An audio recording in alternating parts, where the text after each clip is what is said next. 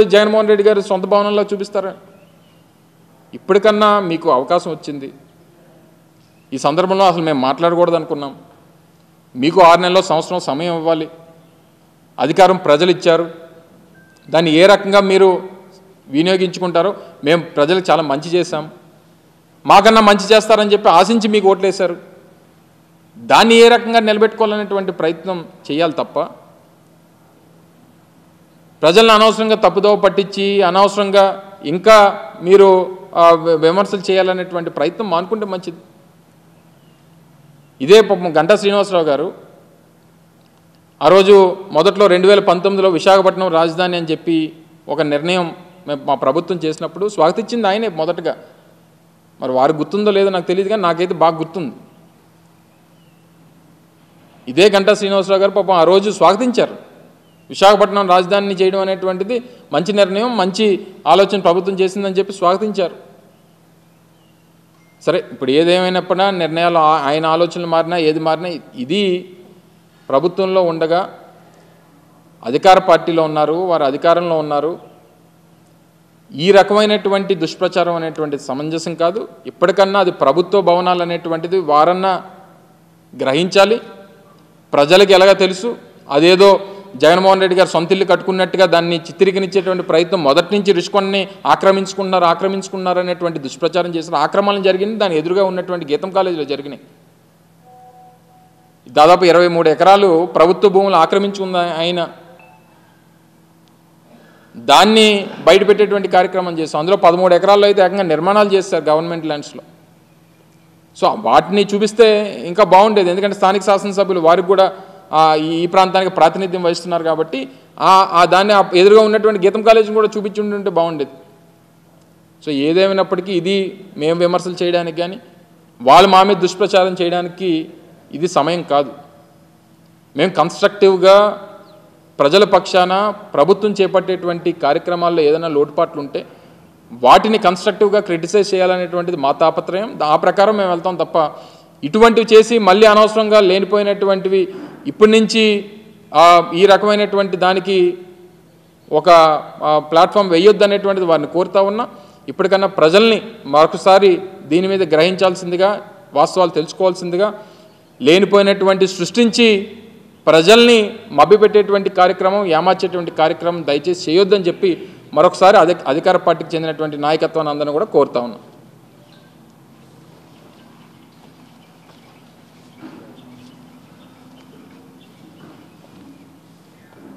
Okay,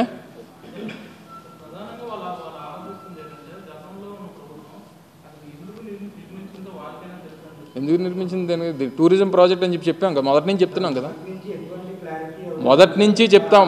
మొదటి నుంచి ఇప్పటికీ కూడా ఇప్పుడు మేము ప్రభుత్వంలో లేము కదా, వాళ్ళ దగ్గర రికార్డ్స్ అన్నీ వాళ్ళ దగ్గర ఉంటాయి. ఇప్పుడు ప్రభుత్వంలో విమర్శించింది వాళ్ళు. ఏమంటారు?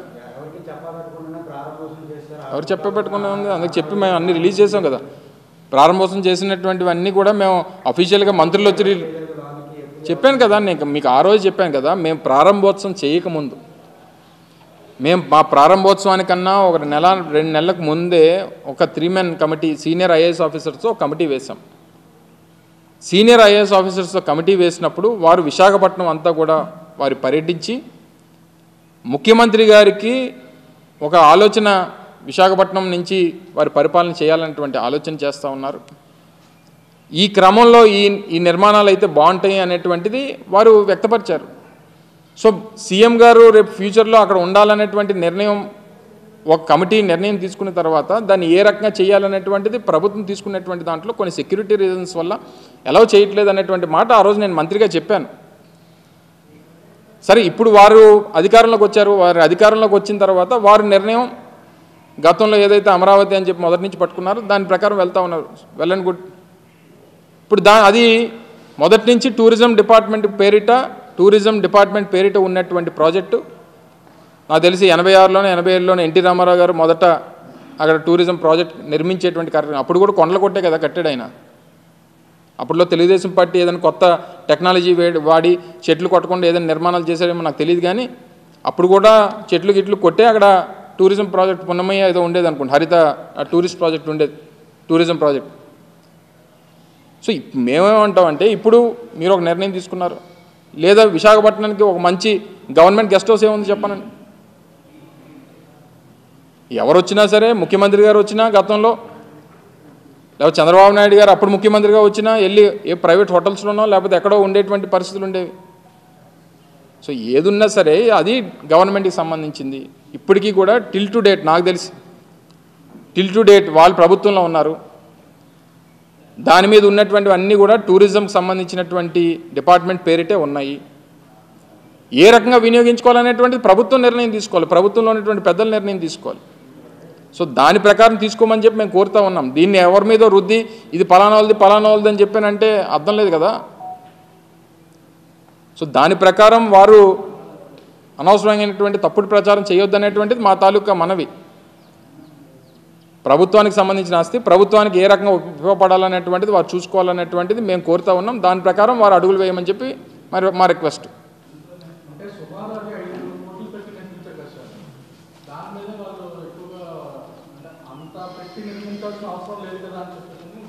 ఇప్పుడు ప్రాజెక్టులకి ఎంతెంత ఖర్చు అవుతాయమ్మా? ఒక ప్రాజెక్టుకి ఒక రకమైనటువంటి ఎక్స్పెండిచర్ ఉంటుంది.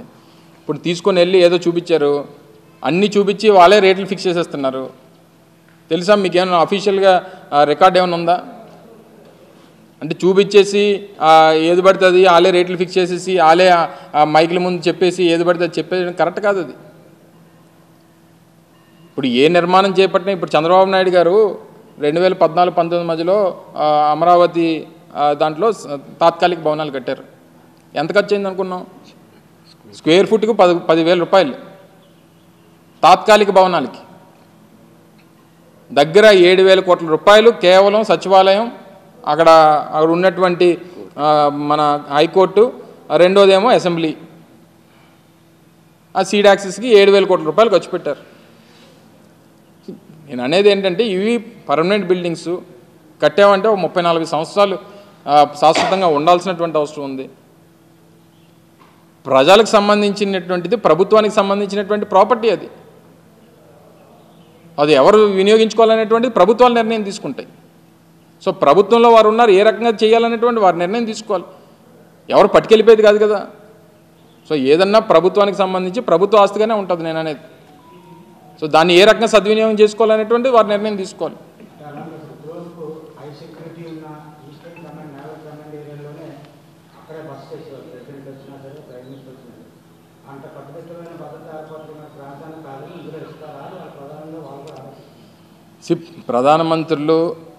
ప్రధానమంత్రి గారు కానీ రాష్ట్రపతి గారు కానీ ఎక్కడున్నా వారి ప్రోగ్రామ్స్కి వచ్చినప్పుడు వాళ్ళ ఆధీనంలో ఉంటారు.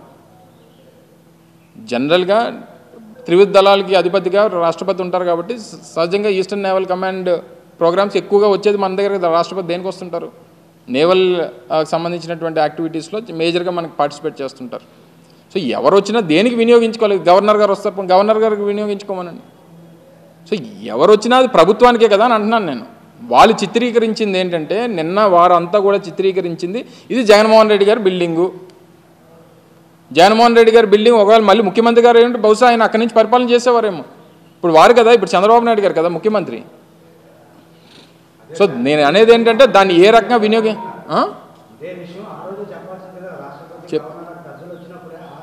ఆ రోజు మా ప్రభుత్వ విధానం విశాఖపట్నం నుంచి పరిపాలన చేయాలనేటువంటిది మా ప్రభుత్వ విధానం. మొన్న ముఖ్యమంత్రిగా జగన్మోహన్ రెడ్డి గారు ఎన్నికై ఉంటే విశాఖపట్నం నుంచి ప్రమాణ స్వీకారం చేస్తామని చెప్పాం. సో మా పాలసీ మాకుంది, మా విధానం. సరే, ప్రజలు ఒక నిర్ణయం తీసుకున్నారు, తెలుగుదేశం పార్టీకి అధికారాన్ని ఇచ్చారు. ఇప్పుడు దాన్ని ఏ రకంగా వినియోగించుకోవాలనేటువంటి దాని మీద మా సలహా. ఇప్పుడు చంద్రబాబు నాయుడు గారు మా కోరిక అయితే విశాఖపట్నం నుంచే విశాఖపట్నాన్ని రాజధాని చేయాలని. కానీ వారి నిర్ణయం, వారి విధానం, వారికి అమరావతి. సో ఏదేమైనప్పటికీ వారి నిర్ణయంలో మార్పు ఉంది కాబట్టి, లేదా వారి విధానంలో వారికి ఒక వేరే విధానం ఉంది కాబట్టి, మార్పు అనే దానికన్నా వారికి ఒక విధానం వేరే ఉంది కాబట్టి, సో ఇప్పుడు దాన్ని మా తాలూకు సజెషన్ అది. దాన్ని ఏ రకంగా వినియోగించుకోవాలనేటువంటిది వారి ఇష్టం.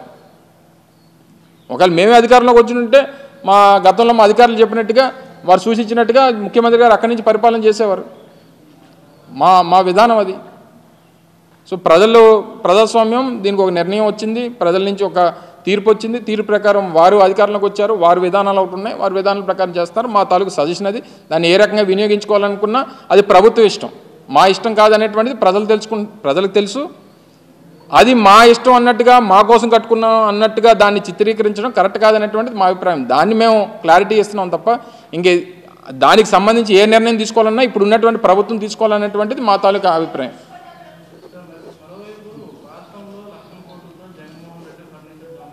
ఏడిది దొంగతనం ఏ మాటలు మరి అంటే నేను కూడా మంత్రిగా ఉన్నాను మొన్నటి వరకు. మా క్యాంప్ ఆఫీసెస్ ఉంటాయి, క్యాంప్ ఆఫీసెస్లో ఫర్నిచరో లేకపోతే ఇంకోటో ప్రభుత్వానికి సంబంధించినటువంటివి మేము వాడుకున్నప్పుడు మాది టర్మ్ కంప్లీట్ అయిపోయిన తర్వాత మీరు ఏమేమి ఇచ్చారనేటువంటివి మళ్ళీ వాళ్ళకి అప్పచెప్పేటువంటి కార్యక్రమం చేస్తాం. ఇవి కాకుండా ఇంకేదైనా ఉంటే వాళ్ళని తెలియజెప్పమని చెప్తాం. లేదా కొన్ని సందర్భాల్లో ఏమంటారంటే ఇవి మిస్ అయ్యానో లేకపోతే ఇవి రాలేదనో ఈ టైంలో దీనికి ఇది డబ్బులు కట్టమని చెప్పి వారు ఒకసారి కోరుతుంటారు. కోరినప్పుడు డబ్బులు కట్టేసి క్లియర్ చేసుకునేటువంటి కార్యక్రమం చేస్తాం. ఇప్పుడు నేను మొన్న విజయవాడలో మన క్యాంప్ ఆఫీస్ వెకేట్ చేసినప్పుడు గవర్నమెంట్కి సంబంధించినటువంటి కొంత మెటీరియల్ కంప్యూటర్స్ కానీ లేకపోతే కొన్ని అదర్ సిస్టమ్స్ కానీ ప్రింటర్స్ కానీ ఇలాంటివి ఉన్నప్పుడు జిఐడికి వాళ్ళకి ఇన్ఫామ్ చేస్తాం, లేదా కన్సర్న్ డిపార్ట్మెంట్స్కి ఇన్ఫామ్ చేస్తాం, వచ్చి దాన్ని టేక్ ఓవర్ చేసుకోమని చెప్పి మనం ఏదైతే పంచనామా కింద రాస్తామో వాళ్ళు అన్నీ రాసుకుని వెళ్ళిపోతుంటారు.